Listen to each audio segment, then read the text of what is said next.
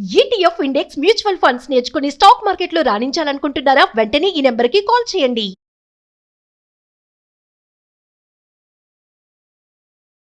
నమస్తే, సుమన్ టీవీకి స్వాగతం. ప్రస్తుతం మనతో పాటు ప్రముఖ ఆధ్యాత్మికవేత్త శ్రీనివాసుల అనంతరామశర్మ గురుగారు ఉన్నారు. వీరితో కొన్ని విషయాల గురించి మనం ఈరోజు చర్చిద్దాం. గురుగారు నమస్కారం. నమస్కారం. గురుగారు, వినాయకుడిని పూజించేటప్పుడు ప్రధానంగా మనకి కలిగే లాభాలు ఏంటంటారు అసలు? అంటే ముఖ్యంగా వినాయకుడిని మనము పూజించినప్పుడు మనస్ఫూర్తిగా దానివల్ల మనకి ఎలాంటి మంచి ఫలితాలు అనేవి లభిస్తాయి అంటారు అసలు? వినాయకుడిని పూజిస్తే కలియుగంలో కపి వినాయక అని చెప్పబడ్డది. కలియుగే కపి వినాయక. కలియుగంలో ప్రధాన దైవం మనకు వెంకటేశ్వర స్వామి.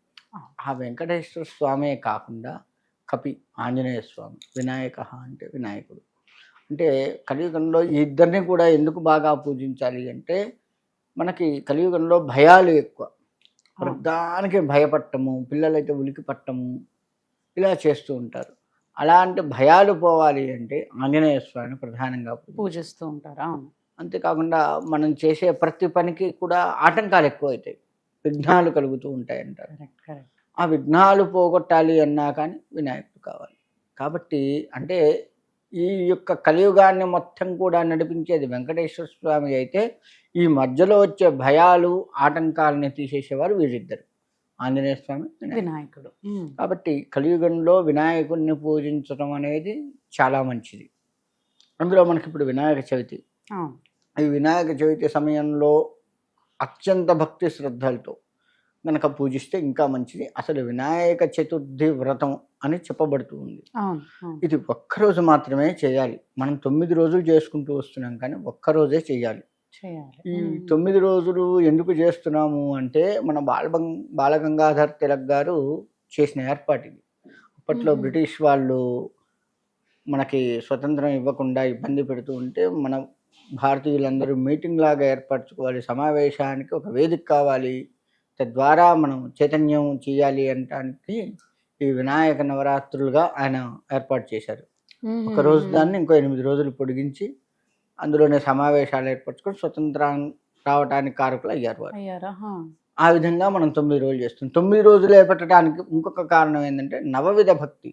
ఒక్కొక్క రోజు ఒక్కొక్క భక్తి రీతిగా శ్రవణం, కీర్తనం, విష్ణు స్మరణం, పాదసేవనం, వందనం, దాస్యం, సఖ్య ఆత్మ నివేదనం. అంటే భగవంతుడి గురించి వినడము, కీర్తించడం, అలా ఒక్కొక్క స్టెప్ చేసి స్నేహంతో కూడుకొని చివరికి ఆత్మ నివేదనం, స్వామివారిలో ఐక్యమైపోవాలి.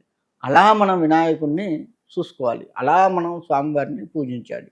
ఇవాళ అది మర్చిపోతున్నాం, మనం మర్చిపోయి ఏదో చేస్తున్నాము. సరే, అది తర్వాత. కానీ ఇక్కడ వచ్చేసి ఏంటంటే, వినాయకుడిని పూజించడం వల్ల ఒక విఘ్నాలే పోతాయా అంటే, విఘ్నాలు ఇచ్చేటువంటి వారు ఆయనే, విఘ్నాలు తీసేది ఆయనే. విఘ్నాలు కూడా ఆయనే ఇస్తాడు. ఎందుకు ఇస్తాడు అంటే, మనం ఇప్పుడు ఒక పని అనుకున్నాం, దానివల్ల మనకు నష్టం కలుగుతుంది అంటే దాన్ని విఘ్నం చేస్తాడు, ఆ పని కాకుండా చేస్తాడు. మనకేంది, అది మనకి మంచి దారి తీస్తుందా చెడు దారి తీస్తుందా మనకు తెలియదు. మనకి ఎంతసేపు ఆ పని కావాలి, తద్వారా డబ్బులు వస్తాయి, లేకపోతే ఇంకో ఏదో వస్తుంది, ఇలా ఆశాజీవి కదా మనం. ఆ ఆశలో పడి కొట్టు ముట్టాడుతూ ఉన్న మనకి స్వామికి తెలుసు, వీడికి పనిని గనక కల్పిస్తే లాభం వస్తుంది అంటే విఘ్నాన్ని తీసేస్తాడు. దీనివల్ల ఇతని కుటుంబము ఇబ్బంది పడతారు అంటే దానికి విఘ్నం కలిగిస్తాడు. అది అర్థం చేసుకోకుండా వినాయకుడిని పూజించినా కానీ మనకు అనేక రకాల కష్టాలు వస్తున్నాయి.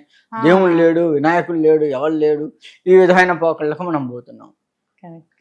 ఏది మంచి, దానివల్ల ఇప్పుడు లాభం రావచ్చు, కానీ ముందు ముందు వచ్చే ఇబ్బందులు కూడా ఆయనకు తెలుసు, మనకు తెలియదు. అలా కూడా రాకుండా అసలు ఆ పనే కాకుండా విఘ్నాలు చేస్తాడు. దానికి అనేక రకాలుగా చెప్తూ ఉన్నారు. ఇప్పుడు ఒక దొంగ ఉన్నాడు, ఏదో బ్యాంకులో రాబడి చేయాలి, వాడికి విఘ్నం కలగకుండా చేస్తే ఎట్లుంటుంది?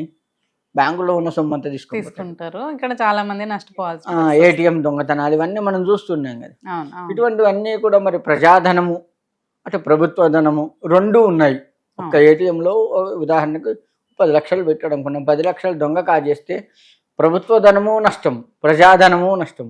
వాడికి విఘ్నం కలగకుండా చేస్తే ఇవన్నీ నష్టాలు. విఘ్నం కలిగితే ఆ టైంకే పోలీసు వాళ్ళు రావడము, లేకపోతే చుట్టుపక్కల వాళ్ళు చూసి పోలీసు వాళ్ళకి సమాచారం ఇవ్వడము, సెక్యూరిటీ అలర్ట్ ఉండి వాళ్ళని ఏదో తిరిగి ఎల్లగొట్టడం, ఇట్లాంటివన్నీ చేసి వాడికి ఆ పని కాకుండా చేస్తే లాభమే కదా, కదా, అవును. వాడికి నష్టం, కాకపోతే ఇతరత్ర అందరికి లాభం. ఇలా చూసుకోవాలి.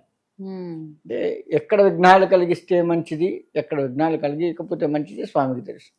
ఇలా విఘ్నాల గురించే కాకుండా ఇంకా విద్య, బుద్ధి, సిద్ధి ఇవన్నీ కూడా కలుగుతాయి వినాయకుడిని పూజించినప్పుడు అని అంటుంటారు. అవును. దానికి సంబంధించి అంటే మనం ఏ పూజ చేసినా వినాయకుడు పూజ చేయకుండా చెయ్యం అవును కదా.